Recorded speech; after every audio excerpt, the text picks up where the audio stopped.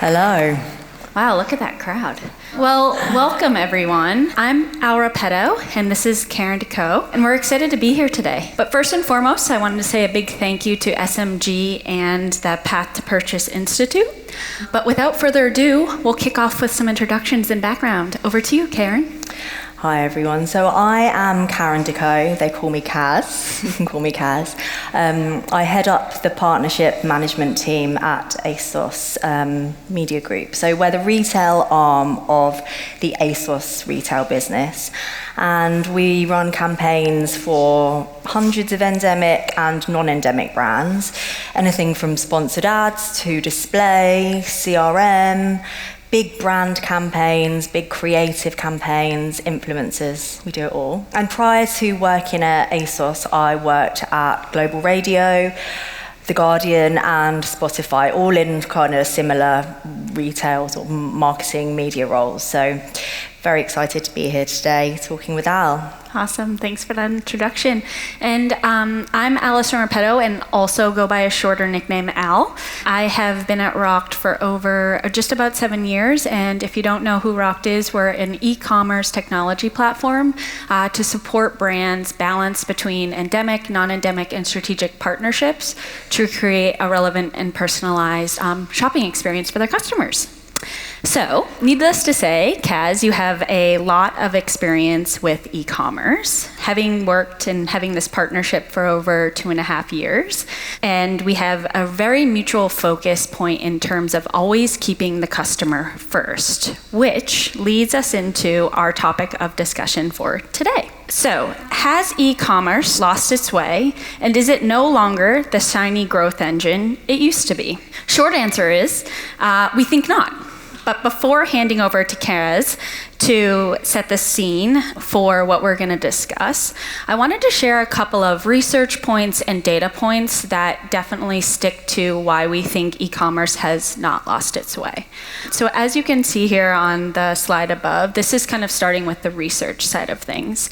So we've seen that there's been 3 core shifts, starting with just buying online. That started in 2020 with COVID, and it's continued to increase year over year.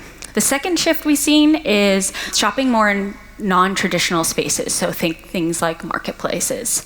And the last shift is just into different channels, so whether that be in-store or digital as well as multi-channel. As I mentioned, there's been ongoing growth year over year, starting from 2020. This year, it's expected to hit at over 1 trillion.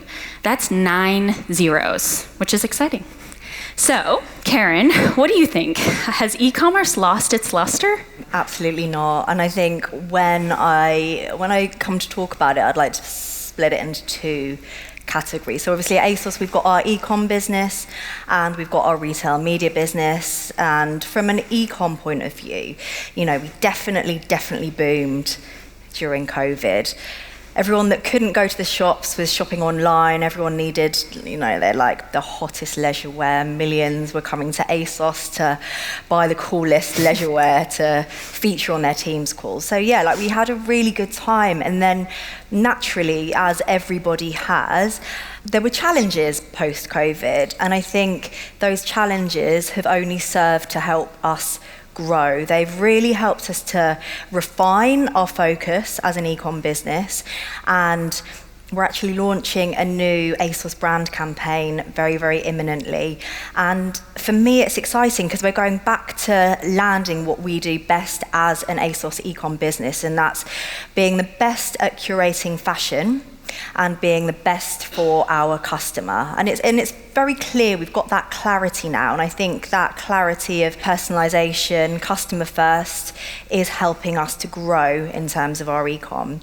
And then secondly, when we talk about retail media, so retail media at ASOS Media Group, we've just grown and we continue to grow. And it's been very exciting times for us. So I think, 2.5 years ago, we started working with Rokt. 2.5 years ago, we launched our sponsored ad business, and that was quite pivotal for us because prior to that, we could only really run marketing campaigns for our top 150 brands, like the brands that had the money to kind of put into those big marketing campaigns. So sponsored ads was great for those smaller, independent brands who were very trend-led and gave the customers that fashion point of view in terms of what we could offer. And finally, they were able to have a share of voice from a marketing point of view on our ASOS channels. And we continue as a ASOS Media Group to evolve and improve our display offering display targeted ads using our first-party data. And then, Rokt and why I'm here today, we launched our confirmation page ad, powered by Rokt, all based on machine learning, and that serves non-endemic based ads to our customer. So I think what I could say safely is that post-COVID, we've all continued to grow both e-com and retail media, and that growth is definitely down to nailing what we want our focuses to be, that being customer first and personalization. Yeah, I think you nailed it. I think one area where we have seen some challenges, because e-commerce is accessible to so many things and plug and plays exist across anything that you want to plug into, whether that be referring a friend or driving app downloads. But I think what that has led to is the paradox of choice. So I think a lot of brands are thinking to themselves, how can I continue to solve for this? How can I continue to personalize the experience for each customer? But I also want to make sure in parallel that I'm continuing to drive that value, not only for the customer, but bottom line to your business, as well as those strategic brands that you've also take time to foster as well. So I think one area that I also, it kind of proves the point for less is more is one study we've done. Everyone loves jam, especially in London, is around this study where essentially it's highlighting that the less flavors that you show, the more engagement and conversions ultimately that you're getting from your customers. And the results are staggering. So, we have seen ourselves through our technology and our partners that the less and more curated experiences that you're providing to your customers result in upwards of 10x in terms of the conversion rate, which again is just a strong, true testament that just because you can doesn't necessarily mean that you should. All right, so now let's talk about how ASOS is combating the paradox of choice. Yeah, so I think again, it comes down to talking about it in two areas. So we've got our e-com business and then we've got our retail media business.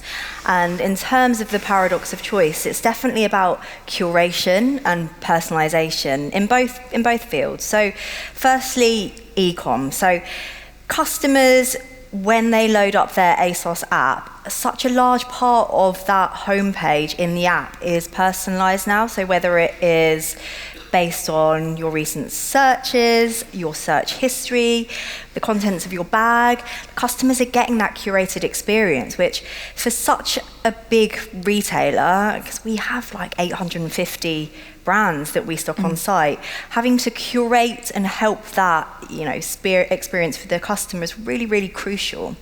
So that's how we sort of tackle it when it comes to the e-com experience. And then similarly, when it comes to retail media, we really strive for that personalization as well. So, you've got our first party targeted display ads, and then we've got the Rokt placement. So Rokt power the placement on our confirmation page. So you've made that purchase and you get served a placement, and it offers non-endemic offers personalized to that customer. So again, it's like we offer that personalization customer first, whether you're a shopper in the e-com or whether you're consuming an ad content.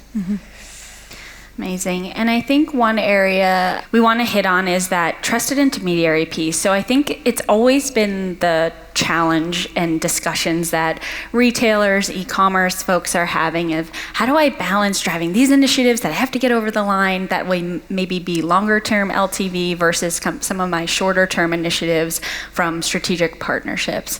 I think the way that we've been able to work together for Rokt as that trusted intermediary or extension to the ASOS business is we're able to support in balancing both the non-endemic, endemic, and strategic. So, you can also unlock the insights based off of the data integration that you have to say, okay, when we see customers that are more high frequent and they've never engaged with any of our non-endemic, maybe we show them something endemic because that's actually what they want to see, versus a maybe ASOS Premier customer who we know is very bought in and already a loyal customer. It might make more sense to them to surprise and delight them with something non-endemic and really tailored to what we believe in some of their shopping history and data points.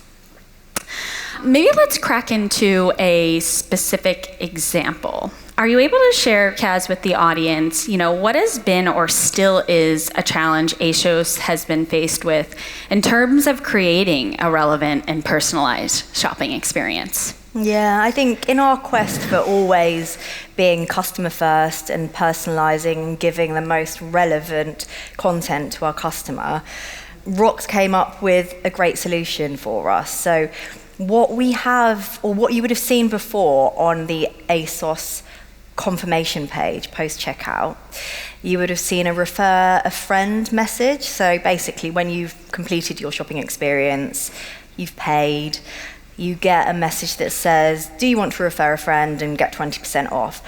And like for me or anyone else who is a too frequent shopper on ASOS, you'd be getting that every couple of days, which is fatiguing. It's not necessarily the best experience that a customer wants to have at the end of their shopping experience. So Al and I were discussing what we could do, and Al said, well, do you know what? We could incorporate that refer a friend messaging into the ad that we serve for you on the confirmation page. And so what that has then resulted in is our customers, no customer has the same experience. After their shopping experience, they might get served a non-endemic offer, or if if it feels right and the machine learning dictates so, they would get served a refer a friend message. And that personalization it's been super successful. We've seen engagement rates of over 9%. So we know that personalization and putting the customer first is really working. Thanks for sharing that, and definitely impressive to see that 9% engagement rate. It just kind of speaks to the truth of when the data does the talking, it definitely supports you in unlocking the next best action and, continually how do we solve and support brands like yourselves solve for the paradox of choice. Yeah. So if you wanted people to walk away with one thing, what would it be? I think in a world where everything's changing and, particularly the industry that we all work in, there's new technology, there's new metrics, there's lots of things changing, but I would say focus on the one thing that never ever changes, and that is putting your customer first. And I think part of putting your customer first is always iterating and learning and experimentation. And I think what we've discovered as part of the partnership is, I've been able to lean on Al and the Rokt team. It's felt like I can be a little bit more agile in that experimentation and leaning perhaps on your tech team to support and making things happen a little bit quicker. So yeah, I think if I was to land one point, it would be focus on the one thing that doesn't change, and that is your customer. Totally.